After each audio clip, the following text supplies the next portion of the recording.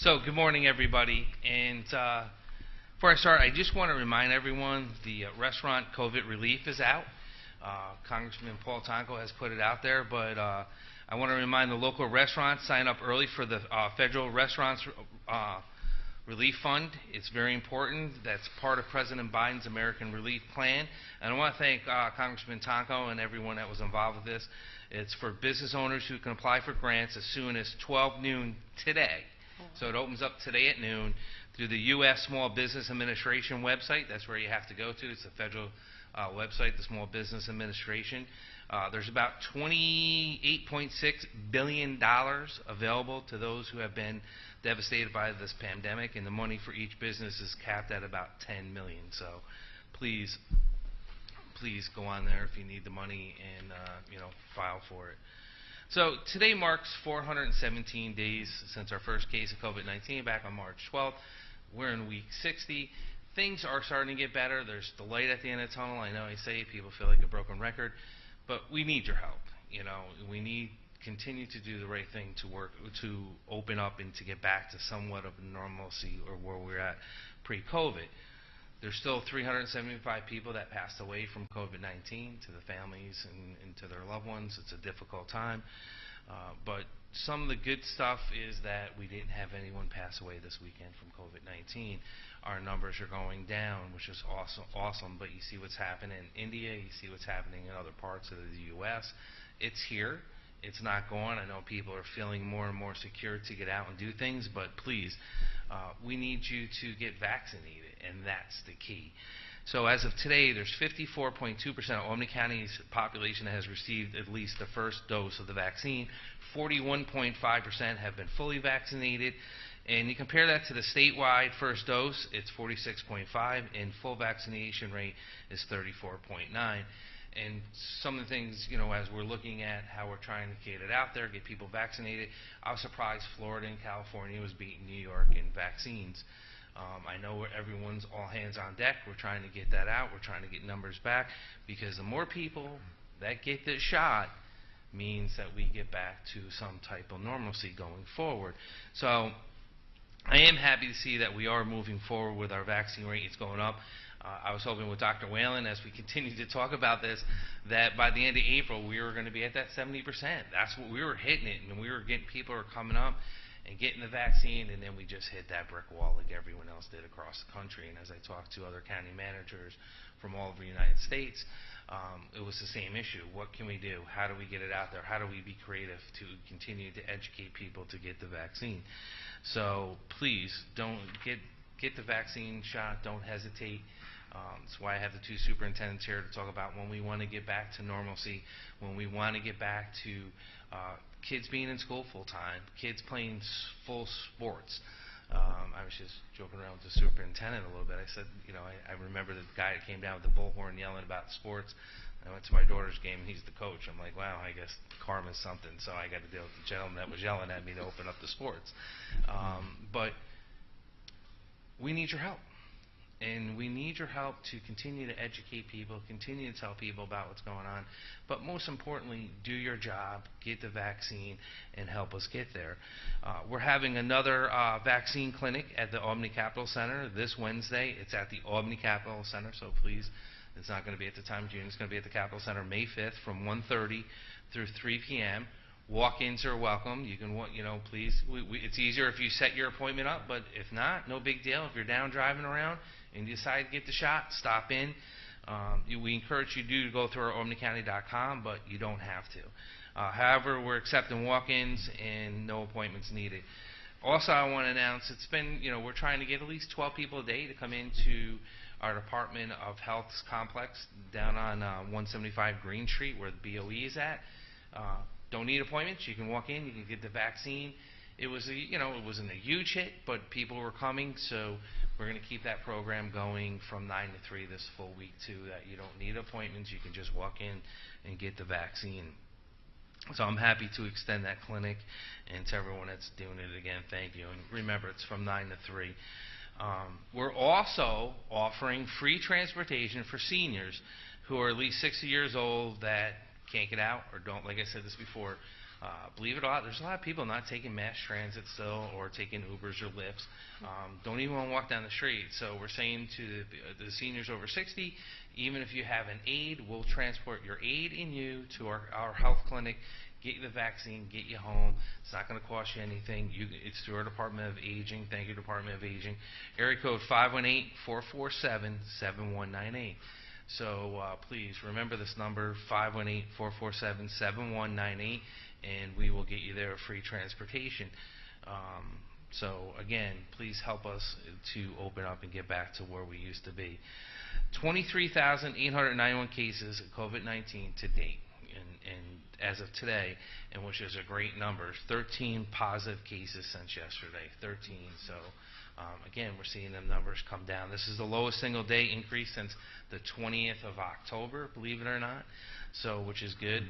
And our 5-day average is 27.2 new positive cases each day. Yesterday it was 29.2, which is good. We're going down. Of the new positive cases, 8 had close contact to a positive case. 5 don't have a clear source of infection at this time. None are healthcare workers. One of the other good things is our 7-day average for percent positive rate is down to 1.6, which is good. The capital region's at 1.5, so we're just 1.5 versus 1.6, which is good. So for the 7-day average, so there's now 262 active cases in the county. There are currently 620 people under mandatory quarantine. Yesterday it was 658. There were 25 recoveries since yesterday. 1 new hospitalization, which is a low hospitalization for us, which is good news. 22 people currently in the hospital, which we don't like, but that number's still staying in the 20s. We'd like to see that down to 0. And currently there's 6 patients in the ICU, and there were 6 patients yesterday. So again, we're stepping in the right direction. Please continue to wear your mask, cough into your arm, clean your hands 6 feet apart. We're getting through this. We're getting through this together in a partnership. We're getting through this together working together. And we're getting through this because of people supporting one another. So please continue to do the right thing so we can continue to move forward. The reports that Pfizer may soon, and this is the good news, expand the eligibility to the vaccines for the kids ages 12 to 15. So that's going to open up a whole new realm if we get kids 12 to 15, which I was reading an article in the New York Post, and I know people are saying there's no way we're going to get to that 70%. If we go to 12 to 15, and we're about 55%, I forget, I think we go up at least 1% a day or something like that. Trust me, meth wasn't my stronghold at all behind, but I got through with Superintendent. Where were you when I needed you? But we can get to 70%. And that means we lose the mask, and that means kids can start being kids again, and we can do this safely. So please, which is good. It's being tested right now. It's at the approval stage, and it's going to open up another whole population in our county to get the vaccine. So I look forward to that, and then again, at least we get to the 70%. So that's why I'm happy I'm joined here today. As we're highlighting zip codes and doing things, I'll get into that a little bit, but I just want to say I'm happy to have the 2 superintendents from our school districts, Dr. Bailey from Queens-Ravina and Ms. Adams from the city of Albany, which I hold near and dear because it's where I went to school and it's where I live, but trying to do extraordinary things. And as you're reimagining the workforce or reimagining how we're dealing with life, and the mandates, and like people say I'm under pressure, I kind of chuckle, like superintendents are under, and principals and teachers are under pressure, and you've been under pressure since, even before COVID, with all the new restrictions and state guidelines and everything else, and then reinvent how you do school. And when you're dealing with inner city schools or suburb schools that don't have the tentacles, so to speak, with the internet or providers or, and again, people were struggling or not assistance and they can't, they're deciding to pay the heating bill or the electric bill. It's hard to say, yeah, you're going to have internet and try to teach that model to students. And my hat's off to the 2 of you. And as we have discussed in the past about helping out, and we still got to feed the children and everything else, and provide that free meal and get it out through the kids that need to get it. But a lot of people forget too, our schools are our first responders, meaning that our teachers identify a lot of the kids in this county that are neglected, abused, I hate to say it, sexually assaulted or whatever the issue is, there are eyes and ears, and they're mandated reporters for the state of New York to have to say something. We lose that gap, and that number has dropped, and that's alarming to me, because as that number dropped, it means we didn't do a great job and got rid of it. It just wasn't, they weren't being identified, or kids that were hungry needed clothes, needed jackets, needed shoes. I mean, unfortunately, some school districts, kids show up, no shoes on, or they don't have midwinter going out, and we're always bundling you up with scarves, hats, gloves, and they walk out the door and they don't even have a jacket. So it's the difference of the quality of life of the community that a school district really makes. You become all of it, and try to do it through these tough times to make it even harder. But the data has shown that our minority communities within the city of Albany and our rural communities with the lowest rate. There are a number of reasons why for this, but we know largely it comes down to vaccine hesitation, largely comes down to the vaccine hesitation, lack of access, and we have been doing everything we can to improve this to go forward. Last month I reported Queens Hollow, zip code 12046, had the lowest vaccine dose rate of 19.2%. The next lowest was West Hill, zip code of 12206, and what's worse, this zip code has non-white population of 67.2%. The percentage are estimates, but gives us an idea of what we need to focus on going forward. And by working closely with our school districts and getting students who are 16 years old and above vaccinated, will improve this. And again, with the kids' ages going forward, I know parents. I've watched it on Facebook. My daughter's a junior, and I had to think about it at Albany High, and and I see the parents that want the kids back in the classroom. Well, that's great that you want to get your kids back there. The teachers got to get vaccinated, the janitors, the security, the cafeteria worker, everyone, right, needs to get vaccinated.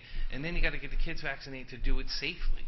And we've been learning so much. Where we were, 60 weeks ago is a lot different than we are today. We were 6 feet, now we're 3, and everything changes, and air filters, and I learned more about air filters than I want to ever learn about in my life.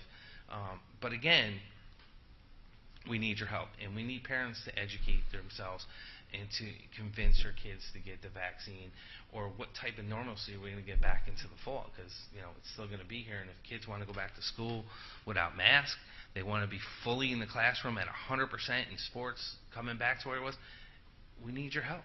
And that's why they're here today. So I do want to turn it over to the superintendent, Quita Adams from the Albany School District. And I do want to say it's been really nice meeting you and working with you. I still question why you left Nevada to come to the state of New York where it's so cold, but hey, we're glad to have you, so please. Thank you so very much, and it is a pleasure to be here. Thank you, County Executive McCoy, for inviting me here today. And I want to say that we have experienced a number of challenges since March of 2020. And I thank you for your leadership.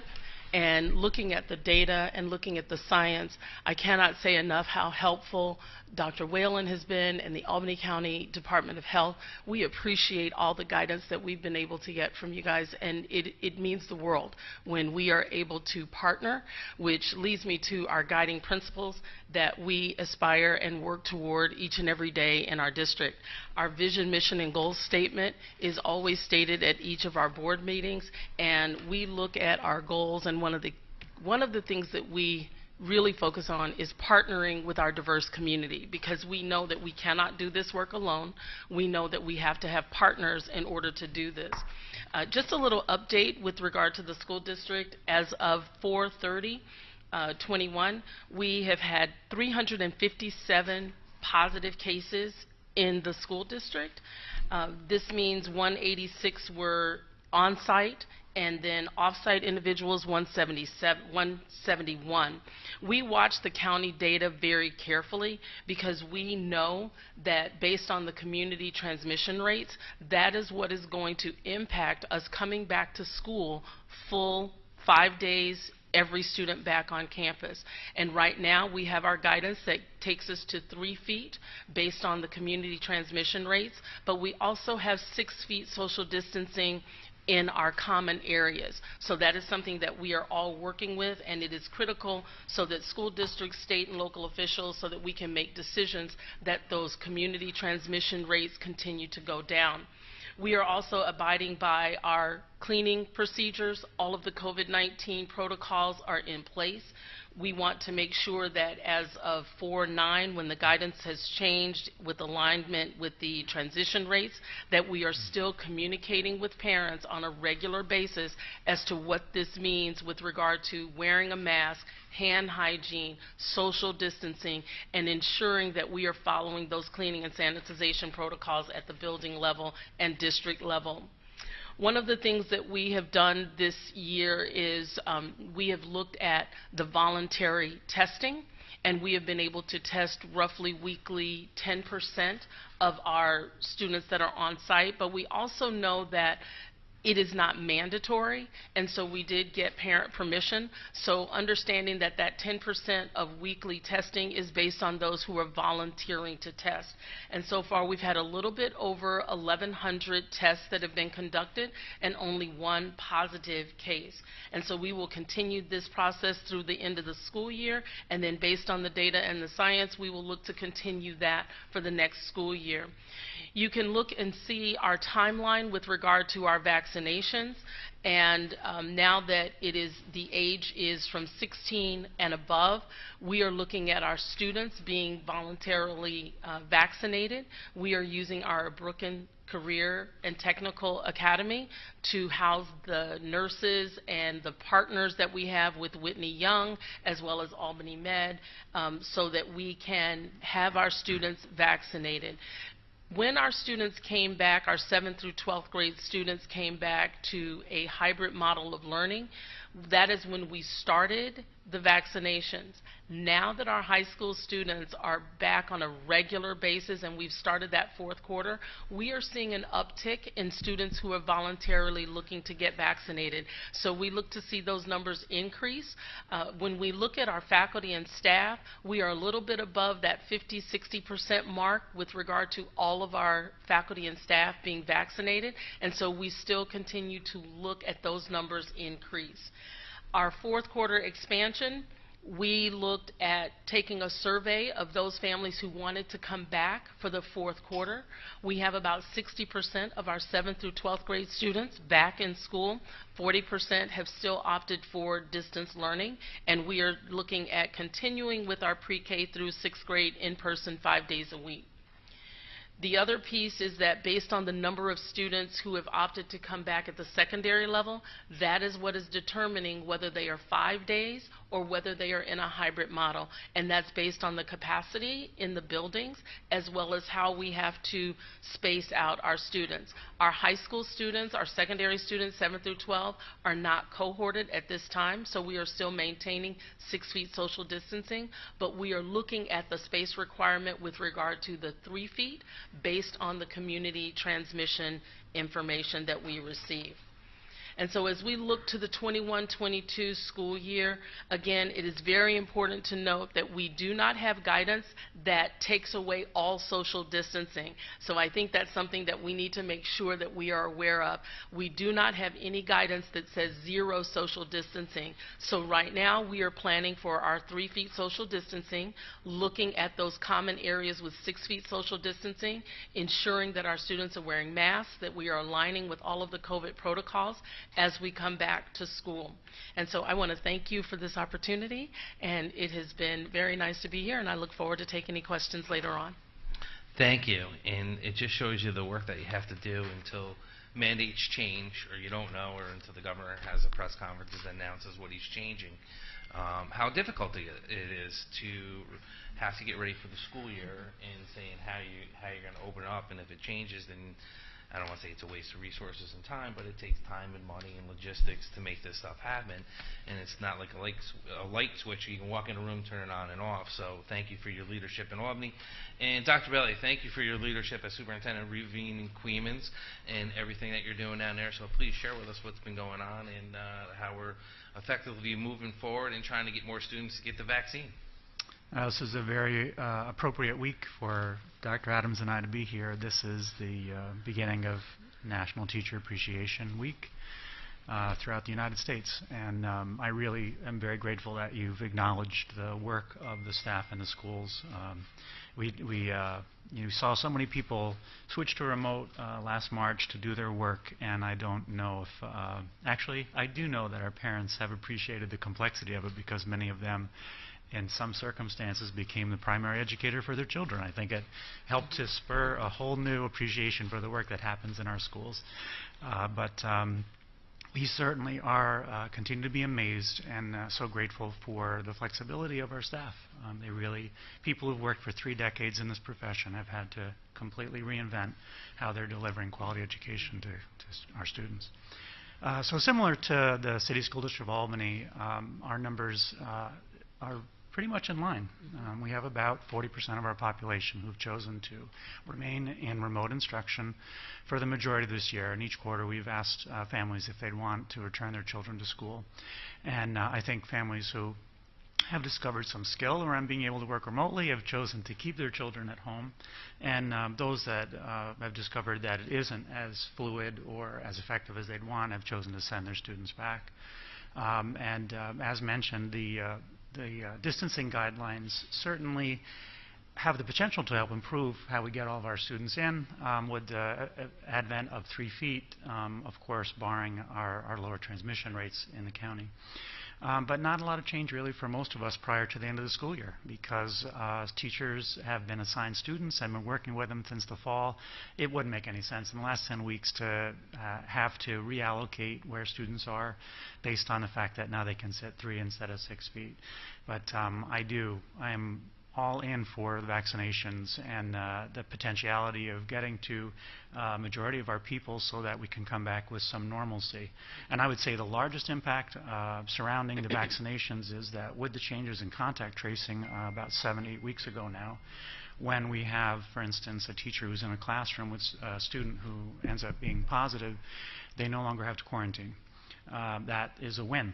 It allows that person to continue and work with other students in the building, or for them to remain and work with their colleagues in the building. It's a significant improvement.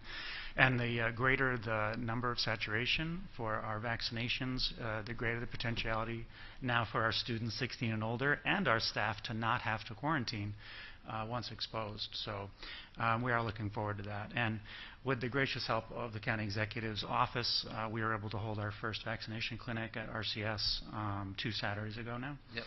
And I will tell you, we all know, I keep calling it the vaccination Hunger Games, trying to get in and beat the clock and refresh as many times as possible. I would say that what the most gracious thing about this process was knowing with adequate time to plan. You know, we usually find out that the vaccines are released and the clinic's tomorrow. Everyone come tomorrow at 4 o'clock.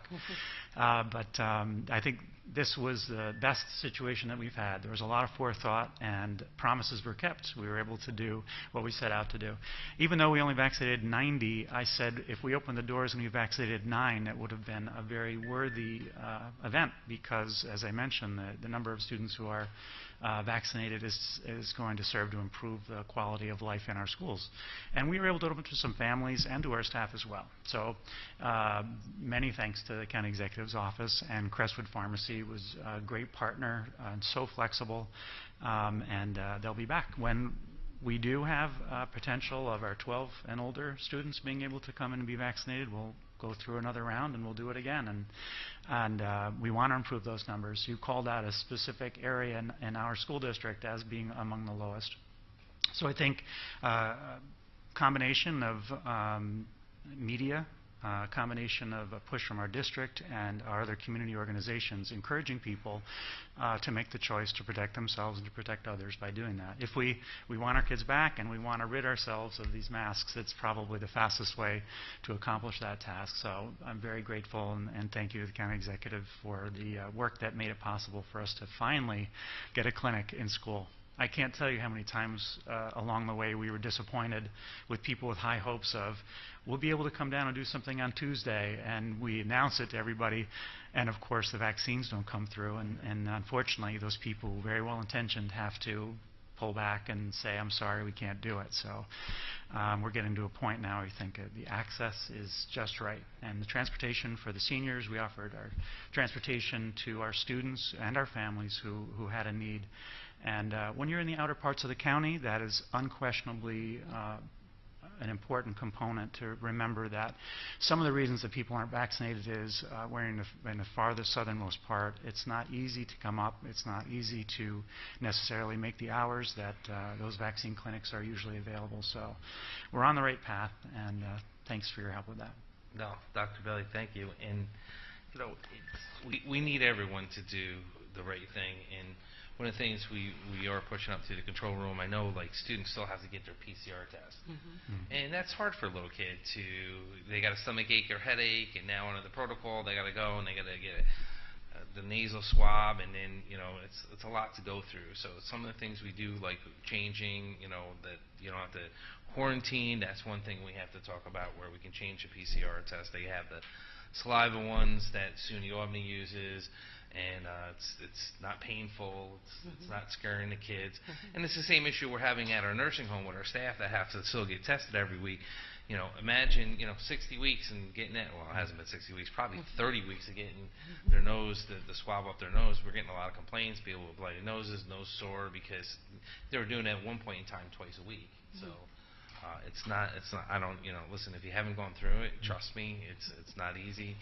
I gave the governor credit when he did it during the press conference, because you would all be laughing at the faces I was making when I was holding on to the chair for dear life, and I did not like it. So, but again, please, there's things we have to change, and one of the things making a difference with the vaccine rate is making it easier for doctors to get the authorizations to vaccinate. So I hope the Senate or Assembly, as they're looking through the executive orders, one of the better, I'll say the better executive order was letting EMTs being able to give the vaccine shot, and they're EMTs, so come on, we got to open up the doctor's office. We got to continue to think outside the box, and if we can get doctors to get this, because people feel comfortable going to their doctors. It's the same reason why we partner with CDPHP and everyone else, and Mohawk Ambulance, and every Whitney Young, and there's a lot of partners we've been involved with.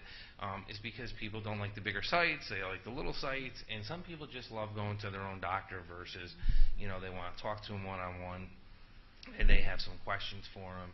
Who better than their doctors to do this? So if we want to get to that 70%, we want to continue to open up, we need the doctor's offices to have permission to get the vaccine.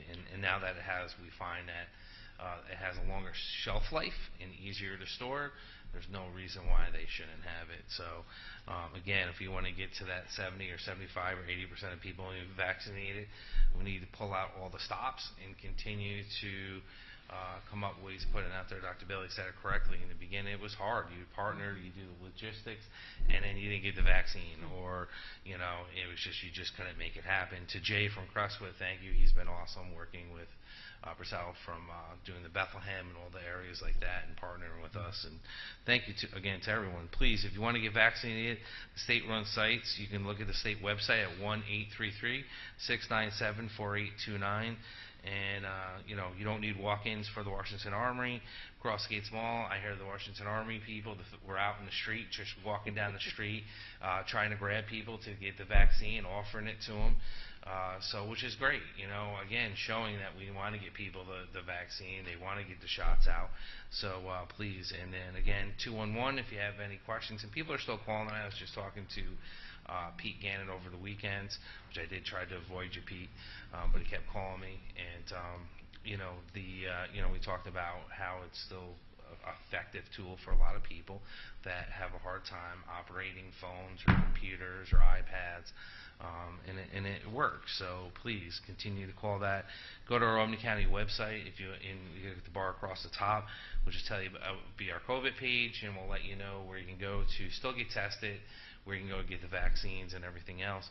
Our mental health our helpline is still available 7 days a week, 8 a.m. to 5, 518-269-6634. I've been saying I have to get Dr. G in here. It's getting really low with people calling in. But there's still people calling in. Please, parents, take your time, talk to your kids. I had some parents at one of the basketball games I was at, and They wanted to know, would I do it differently? Would I encourage schools to shut down like we did for the 4 months? And I said, look, it's easy to be a Monday quarterback. It's easy to double gas. You learn. You do an AAR, after action report, and you figure out, you look at the pros, the cons, what worked, what didn't work, the impact it had on people with opiate addictions, alcohol problems, suicide rates going up. And again, you didn't know that as we were going through it, and you have to adjust and change. And again, I don't know, and I fairly don't want to answer that question, because it's easy to sit there and tell you what you want to hear, what I think I would have done this or I would have done that. It's following the science, and it's following to what we did to protect people, to make sure that at the end of the day, Dr. Olin and I had meetings and discussions for hours, 7 days a week, the impact it was having on the community, not just on the health aspect, but on mental health with Dr. G and everyone else and all the teams getting together and all the other issues. So it does go into it, but yeah, I'm not going to be one of them politicians that sit there and tell you the day after, oh, yeah, we should have done this and it would have worked out better. So you learn. So God forbid, I hope we never have to go through this again, but if we do, lessons learned going into the future, what works, what doesn't work with schools being shut down or everything else, or a kid not being able to be a kid. Our 24-hour sexual assault hotline number is available, 518-447-7716. Again, to Karen Ziegler and her team, thank you for what they do. They're the heroes of this community day in and day out. And for the texting that they set up and emails so people can call and feel safe doing that. So thank you. And again, please stay safe out there. Wear your mask, cough into your arm, clean your hands 6 feet apart. We're getting through this, and we're going to continue to get through it in partnerships like with these two great superintendents. And getting that message out there, please don't hesitate. Vaccinate. Any questions? So I've got 2 questions, but for both of the superintendents, is there any way that you're incentivizing students to get the vaccine? I know I spoke with Dr. Gibson at Siena College, and on the college level, they seem to be doing a lot. I know it's a little bit tougher on a high school level, but how are you trying to get students motivated to get the vaccine? Well, having our first vaccination clinic, I think we learned a lot more about the level of willingness, to participate in it.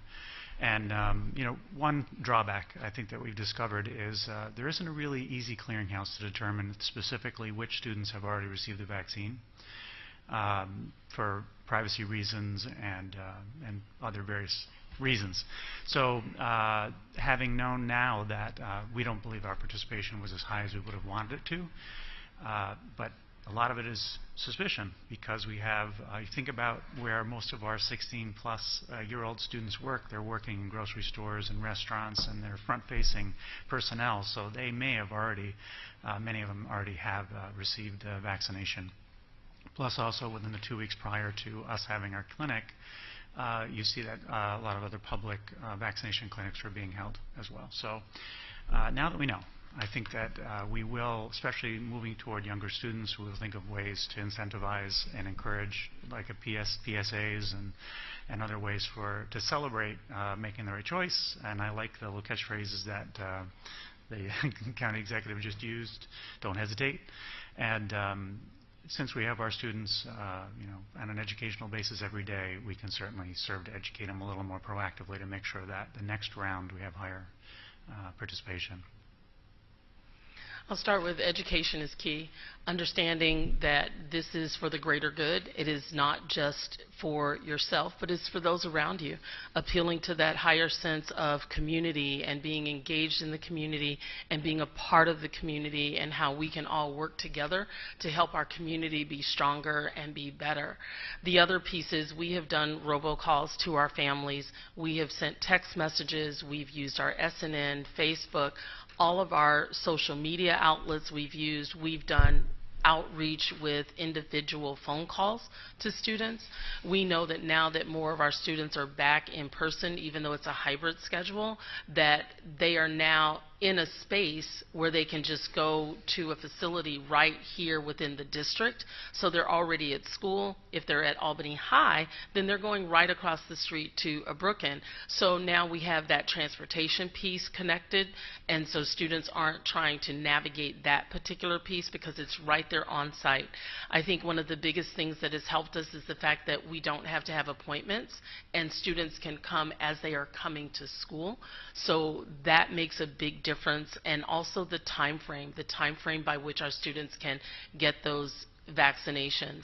We know that there are some students who are skeptical about the vaccine. We know that there are parents who are skeptical, and so reducing that fear, the more that people are seeing that people are not having the negative reactions, all of that contributes to the advocacy for getting our students vaccinated.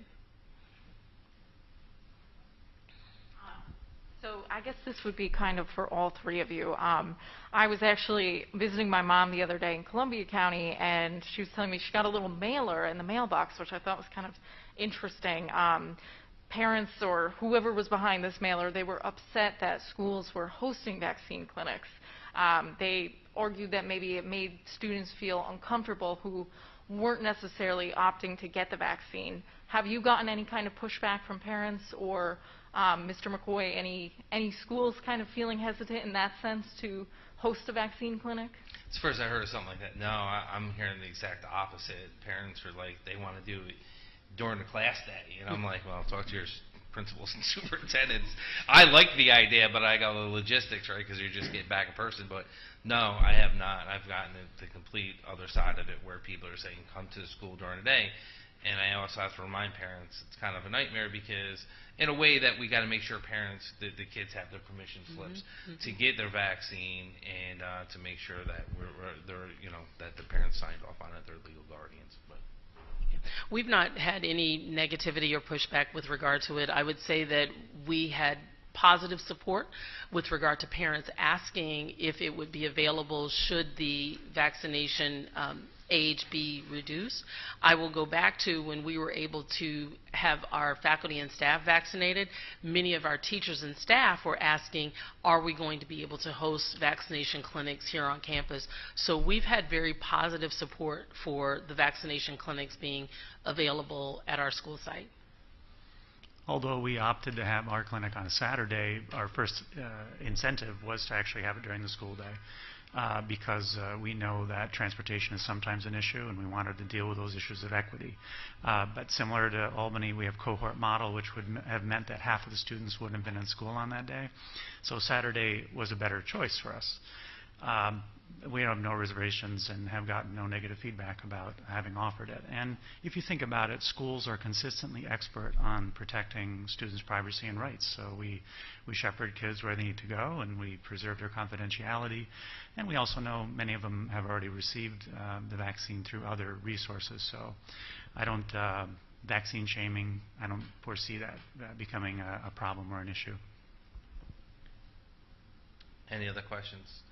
I just want to remind people too, I know CVS and Walgreens that did the nursing homes in the county, there's an issue that did not hit our data system, so which is good and bad. It means that our numbers might be a little bit higher than 53% because there's a lot of nursing homes in Albany County, because it's come to light for people trying to get their passport, and there's no data showing they even got the vaccine. And you know, we had a lot of workers at our nursing home, over 300, with residents and workers that have gotten the vaccine, but for whatever reason you have to, and people don't realize it's very time consuming for these workers, because after they give the vaccine they have to then upload all that information, which takes time.